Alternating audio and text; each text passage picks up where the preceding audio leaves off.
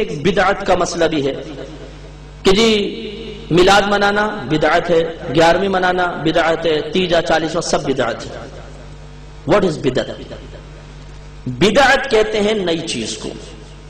اس کی تعریفیں آپ کو مختلف ملیں گی، لیکن میں وہ آپ کو تعریف بتا رہا ہوں جو واقعی یہ تعریف ایتھینٹک ہے اور ماننی چاہیے۔ نبی کریم صلی اللہ علیہ وسلم کے دور مبارکہ کے بعد دین میں یا دنیا میں جو بھی نیا کام پیدا ہوا اس کا نام بدعت ہوتا ہے، اور ہر بدعت بری نہیں ہوتی۔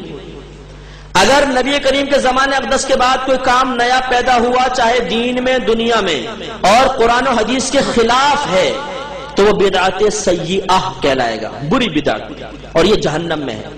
کلو بدعت ضلالہ، جو سرکار نے فرمایا کہ ہر بدعت گمراہی ہے، اس سے مراد یہ والی بدعتیں ہیں۔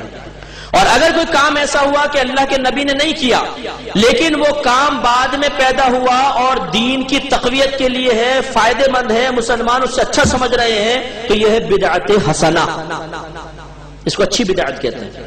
اور اگر کوئی نیا کام پیدا ہوا اس کا دین سے کوئی تعلق نہیں، دنیا کا کام ہے، دنیا کے فائدے کے لیے ہے، اگر وہ قرآن حدیث کے خلاف ہے تو وہ بھی بدعت سیئہ، اگر خلاف نہیں ہے تو اس کو بدعت مباحہ کہتے ہیں، نہ گناہ نہ ثواب۔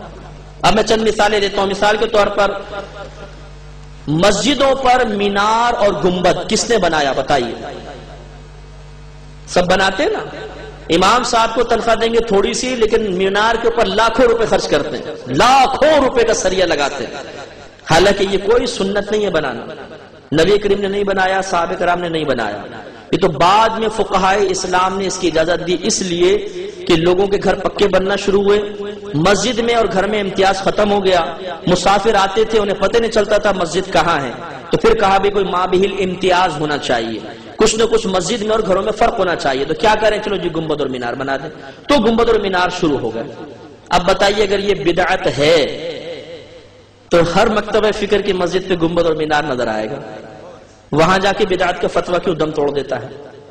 محراب نبی کریم کے دور میں نہیں تھی، سیدھی دیوار ہوا کرتی تھی، بالکل سیدھی دیوار، صحابہ کرام کے دور میں سیدھی دیوار ہے، یہ تو تبع تابعین کے دور میں جا کے کہیں محراب بننا شروع ہوئی۔ محراب کیوں بناتے ہیں؟ ہر مسجد میں محراب آپ کو نظر آئے گی، کسی بھی مکتبہ فکر کی محراب نظر آئے گی۔ کیوں؟